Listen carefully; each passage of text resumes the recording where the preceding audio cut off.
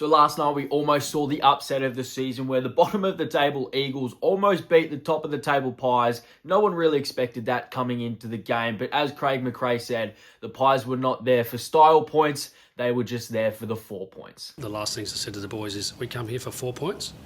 We didn't come here for style points. Also a slightly different setup here today. There is no big TV because I'm away from home, so it's going to be hard to break down some players. But unfortunately, I cannot be standing in front of the big screen and pointing out anything today. But plenty of things to go through. So straight off the bat, let's just get straight into the first quarter. And I think that is the brand of football that the Eagles want to play. A really high pressure, high handball, run and gun, overlap, really challenge opposition defenses, especially now that a lot of teams play a zone defense. Getting forward of the football through handballs and run and carry and taking on the tackler and forcing those overlap situations where you have runners over the top of that next defender or to the outside of that next defensive line. It really does put opposition defenses on the back foot, and we saw that with the Pies, who so far this season do have a really strong defensive structure. And the Pies' defensive structure has been really sound in the fact that they pressure you so much that they force you to slow down, take the long up the line kick over and over and over again. But in yesterday's game, we saw the Eagles genuinely take it up to them with this overlap handball game. Collingwood's defensive structure is really aggressive at times. So when you do get that overlap handball, sometimes you will just get players out the back and you get pretty much goals from the goal scorer. We saw that a couple times yesterday,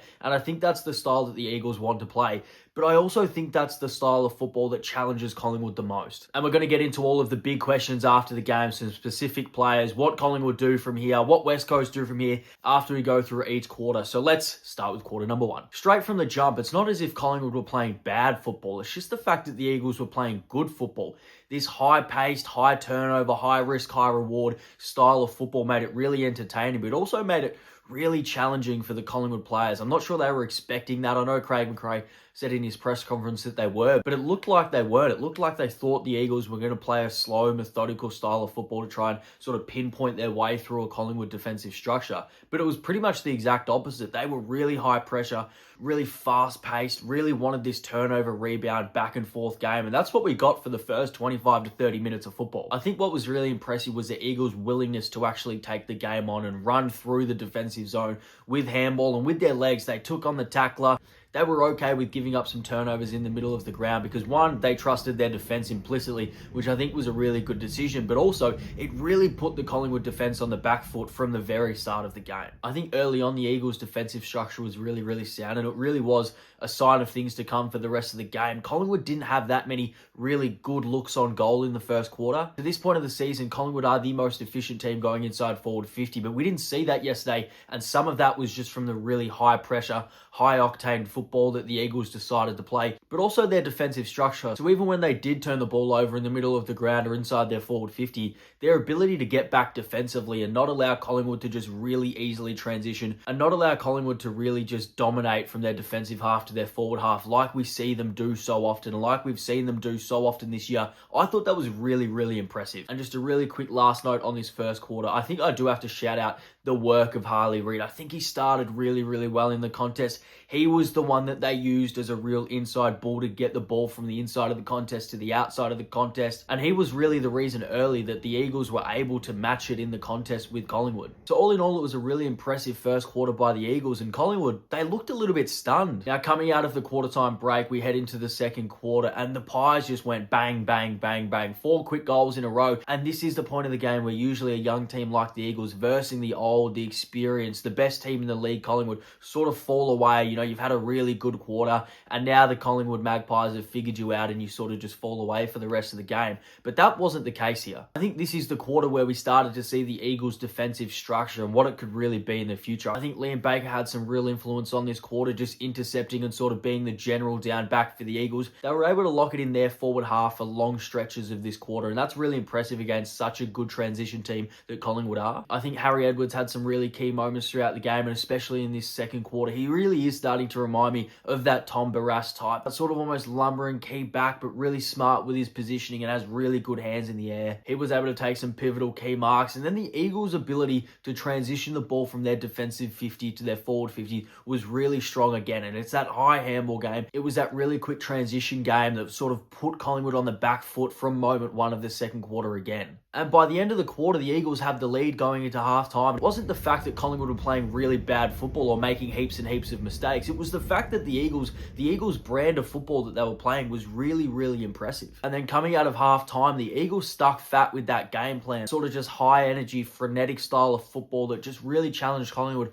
all day. And I don't want to overreact and say this is a real weakness from Collingwood, but we saw in opening round that this high handball game that GWS played against them really cut them open. We saw Geelong play a really high handball game and beat them earlier this year. And this game against the Eagles, that really high handball, frenetic, fast-paced football that forces the defensive zone to shift and move and shift and move, forces your mids to really play two ways, forces your forward 50 players to push really high up the ground defensively. We've seen in games this year that has challenged Collingwood, and it challenged them again last night. And again, for the majority of this quarter, it was a real arm wrestle. The Eagles weren't making the mistakes that so many teams do against Collingwood until the very last moment of this third quarter, where there was just a hat kick out from the full back line with, less than a minute to go on the clock. It falls in the lap of Dan Houston, and he just goes bang, bang, bang from 50 with that beautiful right foot. And as an Eagles fan, that's really disappointing because you were playing so well, and all of that quarter just to sort of give up that momentum in the final few seconds of that quarter just from a silly mistake that you were avoiding for so long. But that is what happens when you play against some of the best teams in the league. Even the smallest of mistakes, especially in that part of the ground, they cost you goals. And if we're being honest, that moment might have been the moment that just shifted the momentum a little bit, that just planted a slight seed of doubt in the West Coast Eagles' mind and gave a little bit more confidence to the Collingwood players going into that last quarter. And then speaking of that last quarter, this is why Collingwood have these experienced players. It's for moments like this because the maturity comes out, the experience comes out, their ability to be calm with ball in hand, their ability to make the right decisions in that last quarter. When the Eagles were pushing hard and were challenging them a lot, players like Scotty Pendlebury, who just had a phenomenal game, players like Jeremy Howe, again, who just had a phenomenal game, and then their young superstar Nick Dacos,